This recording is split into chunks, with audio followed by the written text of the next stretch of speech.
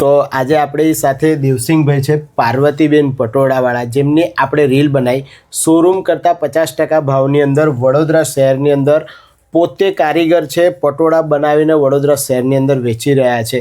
આપણે જોવા માંગીએ છીએ કે આપણા રીલનો પ્રભાવ કેવો રહ્યો. આ રીલ કમથી કમ 30 દિવસ 1.5 મહિનાની ઉપર થઈ ગયું છે લગભગ, અને 7 લાખ પ્લસ રીલ ચાલી રહી છે, બરાબર. તો આ છે પાર્વતીબેન પટોળાવાળા દેવસિંહભાઈ. તો દેવસિંહભાઈ, આપણા રીલનો રિપ્લાય કેવો રહ્યો આપણા વ્યુઅર્સને કહેશો?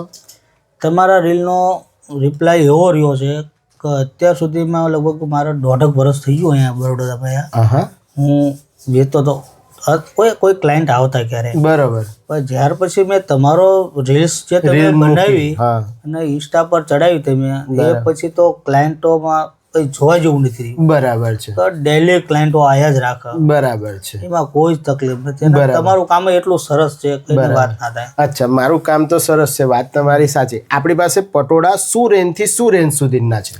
આપણે 10,000 થી સ્ટાર્ટ થાય છે પટોળામાં, અને 1.5 લાખ રૂપિયા સુધીના છે.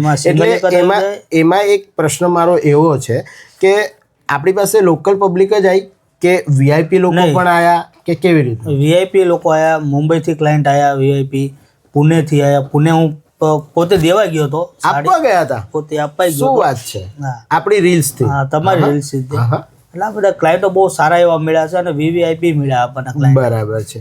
તો સાંભળી લો, દેવસિંહભાઈ છે પાર્વતીબેન પટોળાવાળા, એવું નથી કે લોકલ માર્કેટના વિડીયો બનાવે. લોકલ માર્કેટ મને ફેમ અપાવે છે, મારું નેમ બનાવે છે, મને મારી ક્રિએટિવિટીને એને પ્લસ કરવાની એક સ્પેસ આપે છે. એટલે તમને કહું છું કે હંમેશા ઓરિજિનલ ક્રિએટરને ફોલો કરો. આપણી પાસે વીઆઈપી કસ્ટમર બી છે, રેગ્યુલર કસ્ટમર બી છે. વસ્તુ એવી છે કે જેને જે બજેટની અંદર જે પ્રાઇઝમાં જે વસ્તુ જોઈતી હશે એ વસ્તુ લેવા માટે આપણી પાસે આવ્યા છે.